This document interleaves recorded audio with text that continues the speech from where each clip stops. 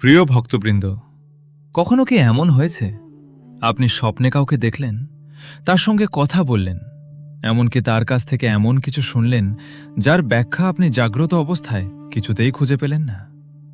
আর তারপর কয়েকদিন পরে যখন সেই মানুষটির সঙ্গে বাস্তবে আপনার দেখা হলো, তখন মনে হলো এ তো সেই মানুষই যাকে আমি স্বপ্নে দেখেছিলাম। আজকের ঘটনাটি ঠিক তেমনই এক আশ্চর্য ঘটনা।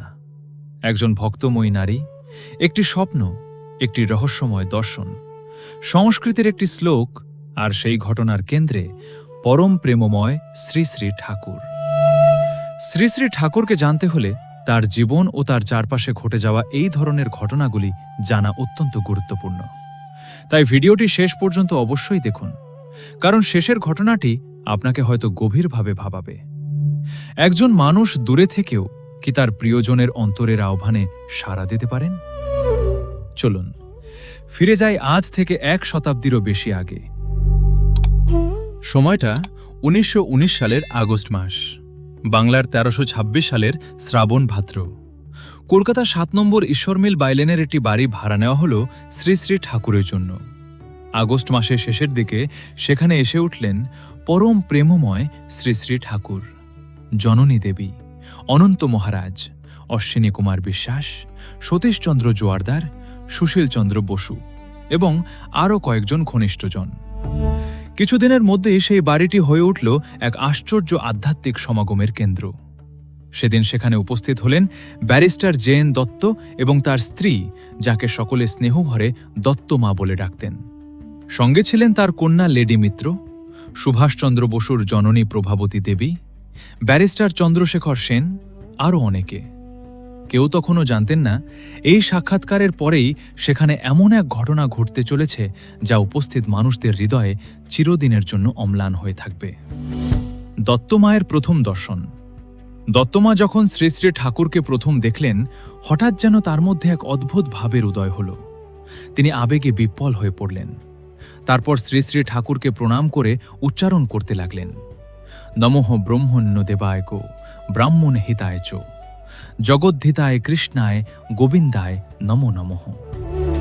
উপস্থিত সকলে বিস্ময়ে তাকিয়ে রইলেন। মনে হচ্ছিল দত্তমা যেন শ্রী শ্রী ঠাকুরের মধ্যে তার আরাধ্য দেবতা শ্রীকৃষ্ণকেই দর্শন করছেন। কিন্তু শ্রী শ্রী ঠাকুর, তিনি অত্যন্ত সরলভাবে বলে উঠলেন, মা, তুই আমাকে ওসব কথা বলে স্তব করছিস কেন? আমি তো সামান্য মানুষ। দত্তমায়ের কণ্ঠ তখন আবেগে কাঁপছে। তিনি বললেন, তুমিই তো আমাকে স্বপ্নে দেখা দিয়ে আমার কাছে খেতে চেয়েছ, তোমার এই মূর্তিতেই তো আমাকে দর্শন দিয়েছ। শ্রী শ্রী ঠাকুর নীরবে শুনছেন।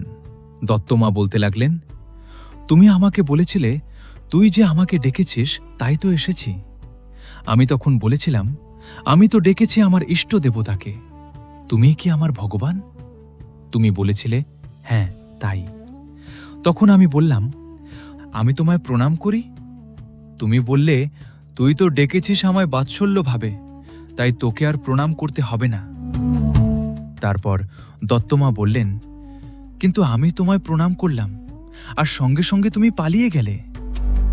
কথাগুলি বলতে বলতে কখনো তিনি হাসছেন, কখনো কাঁদছেন, আবার কখনো স্তব করছেন। হঠাৎ তার কণ্ঠে ধ্বনিত হতে লাগল, রাম রাঘব, রাম রাঘব, রাম রাঘব রক্ষব রক্ষমাম, কৃষ্ণ কেশব, কৃষ্ণ কেশব, কৃষ্ণ কেশব পাহিমাম। তারপর তার শরীরে প্রকাশ পেতে লাগল বিভিন্ন ভাবের লক্ষণ, স্বেদ, অশ্রু, পুলক, কম্পন। তিনি যেন আর নিজের মধ্যে নেই, উন্মত্তের মতো গান গাইছেন, নৃত্য করছেন, আর উপস্থিত সকলে নিঃশব্দে সেই দৃশ্য দেখছেন। কারো চোখে জল, কারো শরীরে রোমাঞ্চ, কারো মুখে বিস্ময়। শুধু ঘরের মানুষই নয়, পাশের বাড়ির মানুষও ছাদে উঠে দাঁড়ালেন। অলিন্দ থেকে উঁকি দিয়ে দেখতে লাগলেন সেই অদ্ভুত দৃশ্য। মনে হচ্ছিল সেদিনের কলকাতার সেই বাড়িটি যেন এক মুহূর্তের জন্য অন্য কোনো জগতের দরজা হয়ে উঠেছে। কিন্তু উপস্থিত সকলের মধ্যে ছিলেন একজন, সাক্ষ্য সিংহদা। তিনি ছিলেন অত্যন্ত বাস্তববাদী মানুষ। সহজে ভাবাবেশে ভেসে যাওয়া তার স্বভাব ছিল না। কিন্তু আশ্চর্য, সেই মানুষটিও ধীরে ধীরে আবেগে গদগদ হয়ে উঠলেন, চোখে জল, শরীরে পুলক, এবং একসময় তিনিও সেই ভাবের আবেশে নৃত্য করতে শুরু করলেন। দত্তমায়ের কন্যা লেডি মিত্রের শরীরেও বারবার ভাবের প্রকাশ হতে লাগল। তিনি আর বসে থাকতে পারলেন না। কিছুক্ষণ পর হঠাৎ উঠে দাঁড়িয়ে বলে উঠলেন, আমি নাম পেয়েছি, নাম পেয়েছি। উপস্থিত সবাই স্তব্ধ। সেদিন সেখানে যেন এক অভূতপূর্ব আধ্যাত্মিক পরিবেশ সৃষ্টি হয়েছিল। সন্ধ্যা হয়ে এসেছে। ব্যারিস্টার জেএন দত্ত এবার তার স্ত্রীকে বাড়ি ফেরার জন্য অনুরোধ করতে লাগলেন, কিন্তু দত্তমা যেতে চাইছেন না। তিনি শ্রী শ্রী ঠাকুরের দিকে তাকিয়ে বললেন, ঠাকুর, ওই দেখুন, ওরা আমাকে আবার ওই সংসার কারাগারে টেনে নিয়ে যেতে চায়। আপনি আমাকে রক্ষা করুন। শ্রী শ্রী ঠাকুর মিষ্টি হেসে বললেন, মা, স্বামীর কথা শুনতে হয়, স্বামী দেবতা। যাও, বাড়ি যাও। দত্তমা তখন আর একটি আবদার করলেন, তবে কথা দাও, আমি ডাকলেই তুমি আমায় দেখা দেবে। শ্রী শ্রী ঠাকুর সরাসরি উত্তর দিলেন না, কথা ঘুরিয়ে বললেন, কিন্তু দত্তমা ছাড়বেন না। শেষ পর্যন্ত শ্রী শ্রী ঠাকুর তার কানে কানে কিছু বললেন। আর আশ্চর্য, দত্তমা আনন্দিত মনে মোটরে গিয়ে বসলেন। কি বলেছিলেন তিনি, সেটি রয়ে গেল রহস্যের আড়ালে। প্রায় 2 সপ্তাহ পর দুপুরবেলা দত্তমা আবার তার পরিচিত জনদের নিয়ে শ্রী শ্রী ঠাকুরের কাছে এসে উপস্থিত হলেন। এসেই তিনি প্রণাম করে বললেন, আমি খেতে যাচ্ছিলাম, ঠিক সেই সময় তুমি আমাকে দর্শন দিলে আর সংস্কৃতে একটি শ্লোক উচ্চারণ করলে। শ্লোকটি আমার এত ভালো লেগেছিল যে আমার স্বামীর সঙ্গে সঙ্গে সেটি শুনে নোটবুকে লিখে নিয়েছেন। তারপর দত্তমা বললেন, তুমি আমাকে দর্শন দিয়ে সঙ্গে সঙ্গেই চলে এলে কেন? সেই শ্লোকটি তোমার মুখ থেকে না শোনা পর্যন্ত আমি এখান থেকে যাব না। শ্রী শ্রী ঠাকুর অত্যন্ত স্বাভাবিকভাবে বললেন, আমি তোমার বাড়িতেও যাইনি, কোনো সংস্কৃত শ্লোকও তো বলিনি। কিন্তু দত্তমা নাছোড়বান্দা। তিনি বললেন, না, তুমি না বলা পর্যন্ত আমি যাব না। শেষ পর্যন্ত শ্রী শ্রী ঠাকুর সরাসরি শ্লোকটি না বলে একটি গানের মধ্য দিয়ে সেই শ্লোকটি উচ্চারণ করলেন। আর শ্লোকটি ছিল, সর্বধর্মান পরিত্যজ্য মামেকং শরণং ব্রজ, অহং তাং সর্বপাপেভ্য মোক্ষয়িষ্যামি মা শুচ।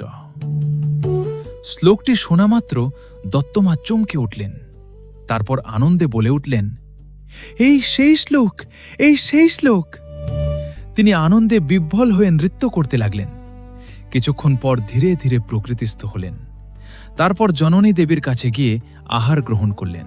প্রিয় দর্শক, এই ঘটনাকে আপনি কিভাবে দেখবেন তা আপনার নিজস্ব বিশ্বাসের বিষয়, কিন্তু ঘটনাটির মধ্যে একটি গভীর শিক্ষা অবশ্যই রয়েছে। দত্তমা শ্রী শ্রী ঠাকুরকে প্রথম দেখার আগেই তাকে স্বপ্নে দেখেছিলেন। তার অন্তরের ভাব যেন তাকে টেনে নিয়ে গিয়েছিল সেই সাক্ষাতের দিকে। আর পরে দূর থেকে শ্রী শ্রী ঠাকুরের দর্শন এবং সেই সংস্কৃত শ্লোক সবকিছু যেন তার কাছে এক গভীর আধ্যাত্মিক অভিজ্ঞতার রূপ নিয়েছিল। আর সেই শ্লোকের শেষ কথাটি, মা শুচ, অর্থাৎ শোক করো না। কি আশ্চর্য! একজন ভক্তের জীবনে কখনো কখনো একটি বাক্যই হয়ে উঠতে পারে আশ্রয়, একটি নাম হয়ে উঠতে পারে শক্তি, আর একটি সাক্ষাৎ হয়ে উঠতে পারে সারা জীবনের স্মৃতি। পরম প্রেমময় শ্রী শ্রী ঠাকুরের জীবনকে শুধু ঘটনা দিয়ে বিচার করলে হয়তো অনেক কিছুই অজানা থেকে যায়। তার জীবনকে অনুভব করতে হলে প্রয়োজন ভক্তি, প্রেম, সেবা এবং আত্মসমর্পণের মন। আপনার কাছে এই ঘটনাটির কোনো অংশটি সবচেয়ে হৃদয়স্পর্শী মনে হয়েছে? দত্তমায়ের প্রথম দর্শন, স্বপ্নের সেই অভিজ্ঞতা, নাকি এই সেই শ্লোক, এই সেই শ্লোক? কমেন্টে অবশ্যই জানাবেন। ভিডিওটি ভালো লাগলে প্রিয়জনদের সঙ্গে শেয়ার করুন। আর এমন আরও শ্রী শ্রী ঠাকুরের জীবন কথা ও অমূল্য বাণী শুনতে সৎসঙ্গ বাংলা চ্যানেলটি সাবস্ক্রাইব করে পাশে থাকা বেল আইকনটি অবশ্যই প্রেস করুন। সকলকে রাহ নন্দিত জয়গুরু।